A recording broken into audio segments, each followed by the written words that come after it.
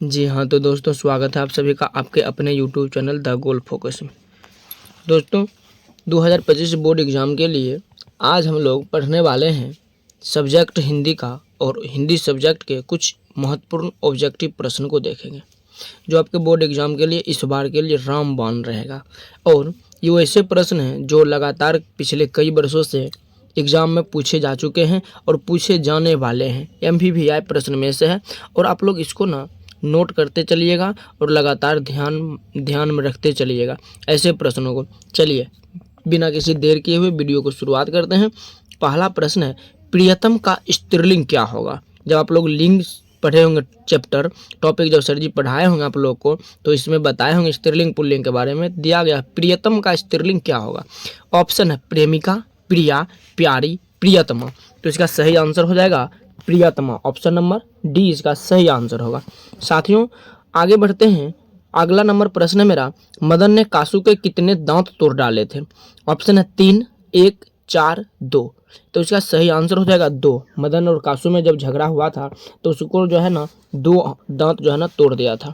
चलिए अगला नंबर प्रश्न है मेरा, दधीची की हड्डी से क्या बना था? दधीची एक साधु था और ये साधु के हड्डी से क्या बना था? ऑप्शन दे दिया, तलवार, त्रिशूल, इंद्र का वर्ज, कुछ भी नहीं। तो ये दधीची की हड्डी से इंद्र का वर्ज बना था। ऑप्शन नंबर सी एक कई बार पूछा जा चुका प्रश्न है। चलिए अगला नंबर प्रश्न है मेरा, प्रश्न है इनमें से शुद्ध शब्द कौन है? शुद्ध शब्द उसमें लिखा हुआ ऑप्शन उत्सव, उत्सव लिखा सब उत्सव है लेकिन लिखने का सबका स्टाइल अलग अलग अलग है। उत्सव है, उत्सव है, उत्सव है और उत्सव। ऑप्शन नंबर बी सही है, 4 का बी हो जाएगा। चलिए अगला नंबर प्रश्न है व्याकरण से। साथियों आप लोग को पता होगा कि ऑब्जेक्टिव में हिंदी में ऑब्जेक्टिव में जो है व्याकरण और किताब वाला दोनों ऑब्जेक्टिव रहता है, जिसमें से अगला नंबर मेरा प्रश्न है 50 ऑब्जेक्टिव रहेगा और 50 नंबर का जो है व्याकरण से ऑब्जेक्टिव और 50 नंबर का बुक से रहेगा। जिसमें तो चलिए अगला प्रश्न है मेरा, कान भरना मुहावरे का सही अर्थ? मुहावरा है कान भरना। ऑप्शन दे दिया, निंदा करना, हतोत्साहित करना, हिम्मत बांधना, प्रेरित करना। तो कान भरना मुहावरे का अर्थ हो जाएगा निंदा करना। चलिए अगला नंबर प्रश्न है, प्रश्न ये है अनामिका का जन्म कहाँ हुआ था? ऑप्शन दे दिया, समस्तीपुर बिहार, मुजफ्फरपुर बिहार, उसके बाद सोनपुर बिहार, धर्मपुर बिहार। तो इसका सही आंसर होगा मुजफ्फरपुर बिहार। और ये प्रश्न जो है 2018 में पूछा जा चुका है। MVVI प्रश्न है 2018 में। अनामिका का जन्म हुआ था मुजफ्फरपुर बिहार में हुआ था। चलिए अगला नंबर प्रश्न है 7वां नंबर प्रश्न, और ये प्रश्न जो है कई बार पूछा जा चुका है। ये भी प्रश्न MVVI है। ये प्रश्न है दीर्घ ई का उच्चारण स्थान है? दीर्घ ई का उच्चारण स्थान है। ऑप्शन दे दिया, मुंह, तालु, मूर्धा और दांत। चलिए मुंह, तालु, मूर्धा, दांत आप लोग भी उपयोग करके देख सकते हैं, इसको उच्चारण करके देख सकते हैं। इसका सही आंसर हो जाएगा तालु। ऑप्शन नंबर 20 का सही होगा। चलिए 8वां नंबर प्रश्न है मेरा, गुण संधि का उदाहरण है? गुण संधि, महाजोर औषधि, महाजोर ईश्वर, गिरिजोर ईश, भोजन जोर औषधि। तो इसका सही आंसर होगा महाजोर ईश्वर। ऑप्शन नंबर 20 का सही हो जाएगा। चलिए अगला नंबर प्रश्न है मेरा, प्रश्न ये है सात कोरी होता का जन्म कब हुआ था? सात कोरी होता एक चैप्टर है, उस सात कोरी होता का जन्म कब हुआ था? ऑप्शन दे दिया, ऑप्शन है 1929, 1930, 1931, 1932। तो इसका सही आंसर होगा 1929। और ये प्रश्न जो है ये पूछा जा चुका प्रश्न है 1929, इसका सही आंसर होगा। चलिए अगला प्रश्न है मेरा 10वां नंबर प्रश्न, नगर कहानी में मुख्य पात्र कौन है? नगर कहानी, नगर नाम का कहानी आप लोग बुक में पढ़े होंगे। इसका मुख्य पात्र कौन है? ऑप्शन दे दिया, मगम्मा, पापति, सीता, मंगू। तो इसका सही आंसर होगा पापति। इसका पापति जो है वो मुख्य पात्र है। ऑप्शन नंबर 20 का सही हो जाएगा। चलिए आगे है बढ़ते विश्वास। बढ़ते विश्वास किस भाषा से अनुदित है? बढ़ते विश्वास किस भाषा से अनुदित है? ऑप्शन दे दिया, कन्नड़, तमिल, उड़िया, गुजराती। तो इसका सही आंसर होगा उड़िया। ऑप्शन नंबर सी इसका सही होगा। चलिए अगला नंबर प्रश्न है, अमराई का कुआं कहाँ है? अमराई का कुआं कहाँ है? ऑप्शन दे दिया, शहर में, बाजार में, रास्ते में, रंगम्पा के खेत में। तो इसका सही आंसर होगा रास्ते में। इसका सही आंसर हो जाएगा रास्ते में। 12 का सी नंबर ऑप्शन हो जाएगा सही।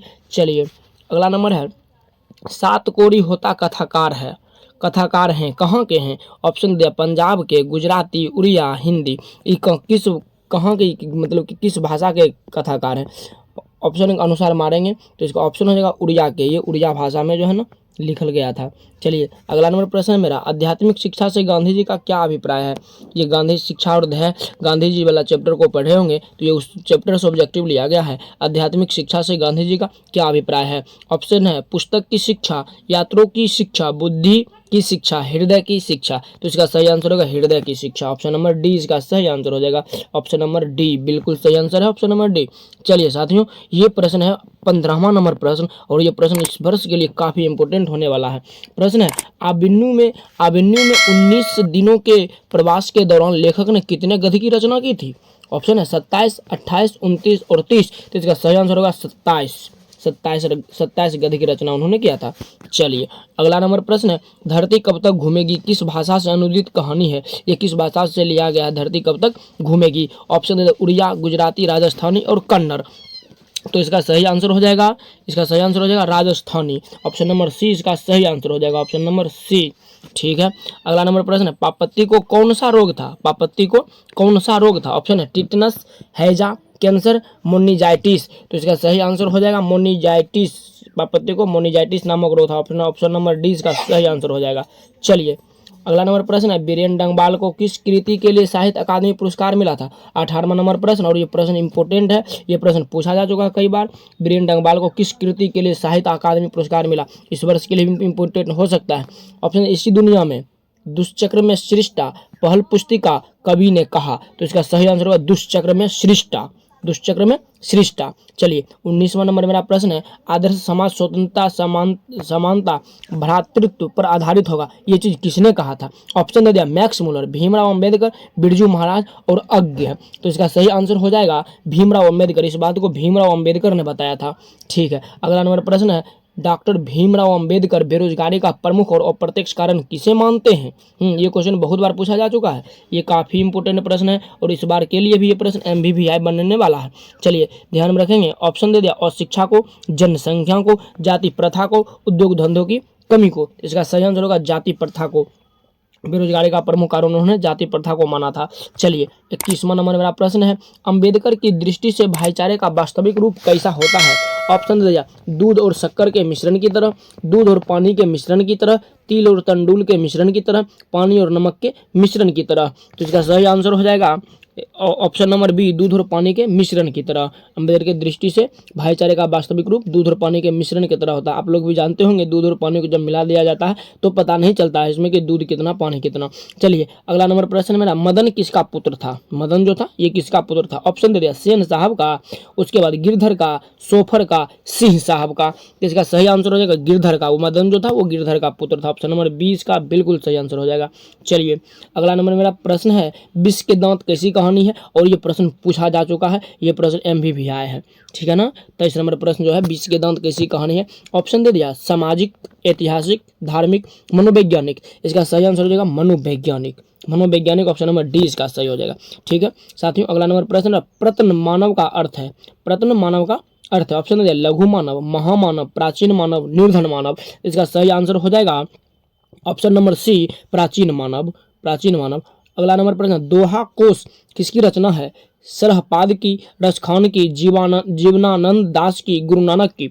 इसका सही आंसर हो जाएगा सरहपाद की। दोहा कोश जो है ना ये सरहपाद की रचना है। चलिए बेतमा कहाँ है। ऑप्शन है इंदौर के पास, इलाहाबाद के पास, पुणे के पास, पटना के पास। तो इसका सही आंसर हो जाएगा पटना के पास। बेतमा जो है ना ये पटना के पास में है। चलिए अगला नंबर प्रश्न है मेरा, रिश्तेदार की पत्नी के कितने रुपये खो गए थे। रिश्तेदार की जो पत्नी थी उसको कितने रुपये खो गए थे। ऑप्शन है 11 रुपये, 50 रुपये, 20 रुपये और 100 रुपये। हम लोग इस कहानी में पढ़े हुए हैं रिश्तेदार की पत्नी के ना 11 रुपये खो गए थे। तो इसका सही आंसर हो जाएगा ऑप्शन नंबर ए बिल्कुल सही है। चलिए अगला नंबर प्रश्न है, शेक्सपियर कौन थे। शेक्सपियर जो थे वो कौन थे। नाटककार, कहानीकार, उपन्यासकार, निबंधकार। इसका सही आंसर हो जाएगा नाटककार। ऑप्शन नंबर ए इसका सही आंसर होगा। ठीक है साथियों अगला नंबर प्रश्न है, बिरजू महाराज को संगीत नाटक अकादमी पुरस्कार कब प्राप्त हुआ। बिरजू महाराज जो थे उनको जो है पुरस्कार मिला था और पुरस्कार का नाम था संगीत नाटक अकादमी पुरस्कार। वो कब मिला था। ऑप्शन है 1964 ईस्वी में, 1968 ईस्वी में, 1970 में और 1972 में। ये काफी इंपोर्टेंट प्रश्न है और इसका ऑप्शन दिया हुआ है। ऑप्शन आप लोग देख रहे हैं 1964, 1968, 70, 1972। इसका सही आंसर होगा 1964। ऑप्शन नंबर ए इसका सही आंसर होगा, ऑप्शन नंबर ए। चलिए अगला नंबर प्रश्न है मेरा 30वां नंबर। सुजान रसखान किनकी रचना है? सुजान रसखान किनकी रचना है? ऑप्शन दे दिया मेरा, ऑप्शन है सुजान की, रसखान की, मियाजान की, नसीर की। तो इसका सही आंसर होगा रसखान की। ऑप्शन नंबर बी इसका सही आंसर हो जाएगा, 31 का बी नंबर होगा सही। संतू मछली लेकर क्यों भाग गया था? संतू मछली लेकर क्यों भाग गया था? मछली शीर्षक को पढ़े होंगे आप लोग। तो उसे ऑप्शन दिया, बेचने के लिए, खाने के लिए, काटने के लिए, कुएं में डालने के लिए। इसका सही आंसर होगा कुएं में डालने के लिए, ऑप्शन नंबर डी इसका सही हो जाएगा। चलिए अगला नंबर प्रश्न है, सुलोचना क्या थी? ऑप्शन अभिनेत्री, मंत्री, गायिका, नर्तकी। इसका सही आंसर होगा अभिनेत्री, अभिनेत्री होगा, ऑप्शन नंबर ए। अगला नंबर प्रश्न है मेरा, टॉल्स्टॉय कौन थे? टॉल्स्टॉय जो थे वो कौन थे? ऑप्शन है रूसी लेखक, चीनी लेखक, अंग्रेजी लेखक, फ्रेंच लेखक। लेखक तो थे लेकिन ये किस देश के थे? चीन के थे, फ्रेंच के, रूस के, अंग्रेज के। सही आंसर हो जाएगा रूस के, ये रूसी लेखक थे। चलिए अगला नंबर प्रश्न, गुरु नानक का जन्म कहाँ हुआ था? 34वां नंबर प्रश्न, गुरु नानक का जन्म कहाँ हुआ था? ऑप्शन है लुधियाना में, राजस्थान में, नानकाना साहब में, गुजरात में। इसका सही आंसर हो जाएगा नानकाना साहब, ऑप्शन नंबर सी। चलिए अब जो ये प्रश्न 35 नंबर प्रश्न आप देख रहे हैं, रहिरास किसकी कृति है? ये प्रश्न MV आया है, ये प्रश्न 3 बार अभी तक पूछा जा चुका है। रहिरास किसकी कृति है? ऑप्शन है गुरु नानक की, गुरु तेगब बहादुर सिंह की, गुरु गोविंद सिंह की, गुरु अर्जुन देव की। ऑप्शन है, ऑप्शन के अनुसार इसका सही आंसर हो जाएगा गुरु नानक की। रहिरास जो है ना, ये गुरु नानक की कृति, ऑप्शन नंबर ए इसका बिल्कुल सही आंसर हो जाएगा। चलिए अगला नंबर प्रश्न है, किसने कहा था इन मुसलमानों हरिजन पे कोटि हिंदू बारिये? ऑप्शन है निराला, भारतेंदु हरिश्चंद्र, रामविलास शर्मा, रामचंद्र शुक्ल। ये MVVI प्रश्न है। किसने कहा था इस मुसलमान हरिजन पे कोटि हिंदू? ये शब्द किसने दिया था, ये स्टेटमेंट किसने दिया था? तो इसका सही आंसर हो जाएगा कि भारतेंदु हरिश्चंद्र, भारतेंदु हरिश्चंद्र ने इस बात को बताया था, इनका यह स्टेटमेंट था। अगला नंबर प्रश्न, मनमानिक में कौन सा अलंकार है? मनमानिक में कौन सा, ये व्याकरण से लिया गया है। मनमानिक में कौन सा अलंकार है? और इसका ऑप्शन है उपमा, उत्प्रेक्षा, रूपक, श्लेष। इसका सही आंसर हो जाएगा रूपक। चलिए ऑप्शन नंबर सी सही हो जाएगा। अगला नंबर प्रश्न है, प्रेमघन किस युग के कवि थे? एक कवि हैं प्रेमघन, किस युग के हैं? आदिकाल, भक्तिकाल, भारतेंदु युग और छायावादी युग। ये काफी इंपॉर्टेंट प्रश्न है और इसका ऑप्शन हो जाएगा, ऑप्शन है आदिकाल, भक्तिकाल, भारतेंदु युग, छायावादी। इसका सही आंसर हो जाएगा, सही आंसर है भारतेंदु युग। ये प्रेमघन जो थे ये भारतेंदु युग के कवि थे। अगला नंबर इसी चैप्टर से लिया गया, प्रेमघन ने किस समाज की रचना की? प्रेमघन ने किस समाज की रचना की? ऑप्शन है धनी समाज, कलावंत समाज, रसिक समाज, भक्त समाज। इसका सही आंसर हो जाएगा रसिक समाज, ऑप्शन नंबर सी इसका बिल्कुल सही आंसर है रसिक समाज। चलिए 40वां नंबर प्रश्न है, प्रेमघन का जन्म हुआ था। इस चैप्टर से काफी प्रश्न पूछा जाता है और ये प्रश्न भी इंपॉर्टेंट है। प्रेमघन का जन्म हुआ था, कहाँ हुआ था? मिर्जापुर में, लखनऊ में, इलाहाबाद में, बनारस में। इसका सही आंसर हो जाएगा मिर्जापुर में, ऑप्शन नंबर ए इसका बिल्कुल सही आंसर हो जाएगा। अगला नंबर प्रश्न, भारत माता के संबंध में क्या सही है? भारत माता के संबंध में क्या सही? ऑप्शन है शैलवासिनी, ग्रामवासिनी, नगरवासिनी, विंध्यवासिनी। ऑप्शन नंबर आप लोग इसको कमेंट करके बताइएगा, इसका ऑप्शन नंबर कौन सा सही होगा, कमेंट करें। 41 नंबर का आंसर क्या हो जाएगा? भारत माता के संबंध में क्या सही है? कमेंट में करें, शैलवासिनी, नगरवासिनी, ग्रामवासिनी और विंध्यवासिनी। तो इसका सही आंसर हो जाएगा ग्रामवासिनी, ठीक है ना। इसका सही आंसर क्या हो जाएगा? ग्रामवासिनी, ऑप्शन नंबर सी इसका बिल्कुल सही आंसर है। चलिए अगला नंबर प्रश्न, भारत माता कहाँ निवास करती है? ये MVVI प्रश्न है, भारत माता कहाँ निवास करती है? ऑप्शन है शहर में, पहाड़ में और गाँव में, नदी में। कहाँ? इसका सही आंसर क्या हो जाएगा? इसका सही आंसर हो जाएगा गांव में। भारत माता जो है ना वो गांव में निवास करती। अगला नंबर प्रश्न है और ये प्रश्न पूछा गया प्रश्न है, आज्ञा के नाम से हिंदी साहित्य के इतिहास में कौन सा वाद जुड़ा हुआ है? आज्ञा के नाम से हिंदी साहित्य के इतिहास में कौन सा वाद जुड़ा हुआ है? ऑप्शन है प्रगतिवाद, छायावाद, प्रयोगवाद, हलावाद। इसका सही आंसर हो जाएगा प्रयोगवाद, option number C, option number C इसका बिल्कुल सही आंसर हो जाएगा।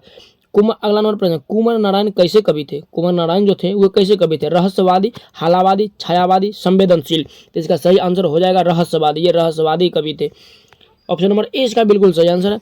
अगला नंबर प्रश्न है बुक से, ये बुक का क्वेश्चन है, बीरेन डंगवाल किस विचारधारा के कवि थे? बीरेन डंगवाल जनवाद, रहस्यवादी, रीतिवादी, सूफी। इसका सही आंसर होगा रहस्यवादी, बीरेन डंगवाल भी रहस्यवादी थे। अगला नंबर प्रश्न है मेरा 46वां, निम्नलिखित में से कौन सा शब्द पुल्लिंग है? निम्नलिखित में से कौन सा शब्द पुल्लिंग है? ऑप्शन है कपट, सुंदरता, निंद्रा, मूर्खता। तो इसका सही आंसर हो जाएगा कपट। ऑप्शन नंबर ए इसका बिल्कुल सही आंसर हो जाएगा। चलिए अगला नंबर प्रश्न है, निम्नलिखित में से कौन सा शब्द एक वचन नहीं है? एक वचन नहीं है। ऑप्शन है समाचार, आग, हवा, वर्षा। चलिए इसका सही आंसर हो जाएगा समाचार। इसका सही आंसर समाचार। ऑप्शन नंबर ए इसका बिल्कुल सही है।